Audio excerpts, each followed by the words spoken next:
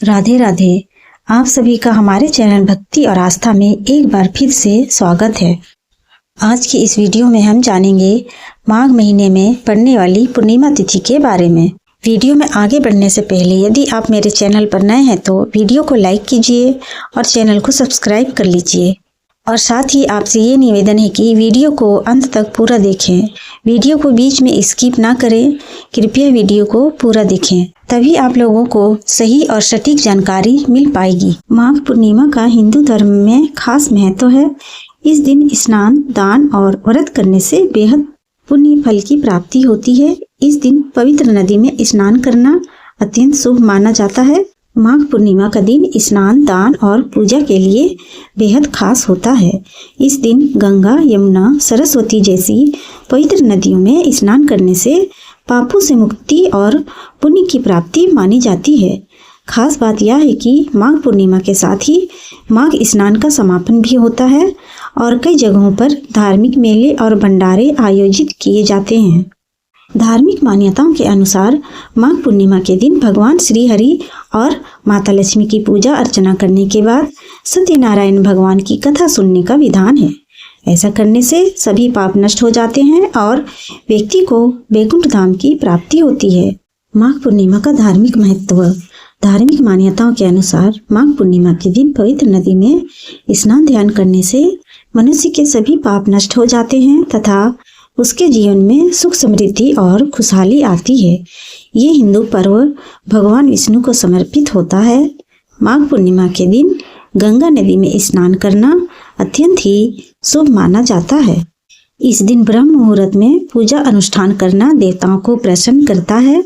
लोग अपनी आस्था के अनुसार इस दिन दान पुण्य भी करते हैं। सनातन धर्म में माघ पूर्णिमा के दिन दान करने का विशेष महत्व है। इस दिन पूजा अर्चना करने के बाद श्रद्धा अनुसार गुड़, तिल, कपड़े, घी और दूध का दान करने से साधक को शुभ फल की प्राप्ति होती है।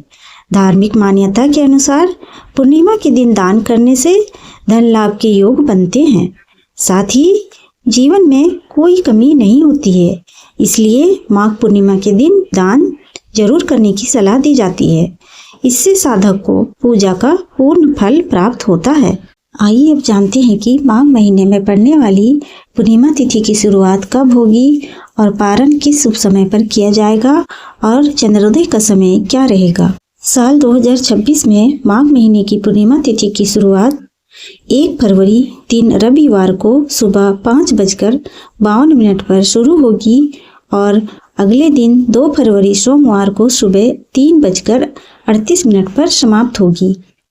ऐसे में उदय तिथि के अनुसार 1 फरवरी दिन रविवार को ही पूर्णिमा तिथि रहेगी। इसीलिए इसी दिन माघी पूर्णिमा का स्नान, दान, पूजन और व्रत आदि जैसे धार्मिक कार्य किए जाएंगे।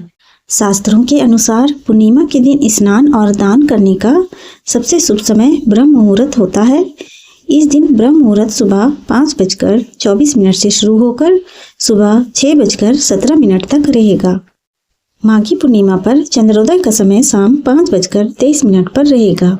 माघी पूर्णिमा के दिन सूर्योदय सुबह 7:09 पर होगा और सूर्यास्त शाम 6 बजे होगा। पूर्णिमा तिथि के दिन ब्रह्म मुहूर्त सुबह 5:24 से सुबह 6:17 तक रहेगा और अभिजीत मुहूर्त दोपहर 12:13 से 12:57 तक रहेगा।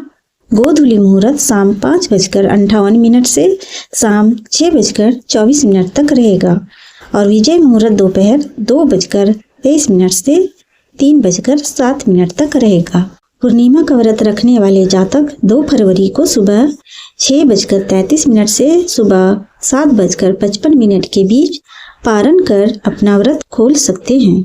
माघ पूर्णिमा पर रवि पुष्य योग का निर्माण हो रहा है, जो कि सुबह 7:10 से रात 11:58 तक रहेगा।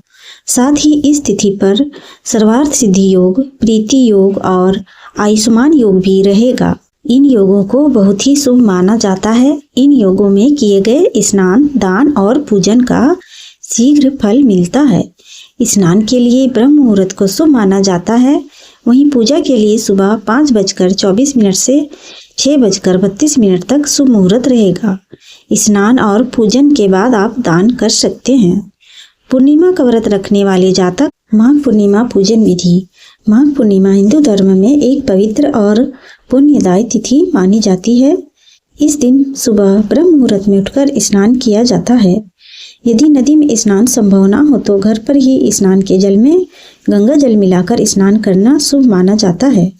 स्नान के बाद स्वच्छ वस्त्र पहनकर मन ही मन पूजा का संकल्प लिया जाता है। इसके बाद घर के मंदिर को साफ करके भगवान विष्णु या नारायण की प्रतिमा के सामने दीपक जलाया जाता है। भगवान को तुलसी दल, फूल, अक्षत और फल अर्पित किए जाते हैं। इस दिन ओम नमो भगवते वासुदेवाय मंत्र का जप या विष्णु सहस्त्र नाम का पाठ करना विशेष फलदायी माना जाता है। माघ पूर्णिमा पर सत्यनारायण कथा सुनना या पढ़ना भी बहुत शुभ माना जाता है। पूजा के बाद दान का विशेष महत्व होता है, इसलिए अन्न, वस्त्र या जरूरतमंद वस्तुओं का दान किया जाता है। यदि व्रत रखा हो तो शाम को चंद्रदेव को जल अर्पित कर व्रत का पारण किया जाता है। मान्यता है कि इस दिन श्रद्धा से की गई पूजा जीवन में शांति और सकारात्मक ऊर्जा लाती है।